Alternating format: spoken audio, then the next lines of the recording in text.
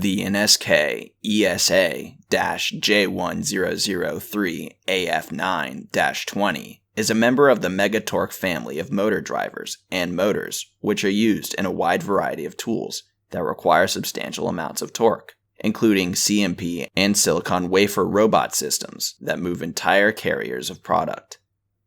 This particular unit is used in a robotic system for a semiconductor tool. This particular driver had a feedback issue, which we were able to repair after we performed a complete refurbishment of the subassemblies. At ERD, we typically refurbish all the NSK products first and then troubleshoot any remaining problems, since the NSK line is typically used almost 24/7. Thanks for checking out the video. Subscribe to ERD TV for more videos of our repairs.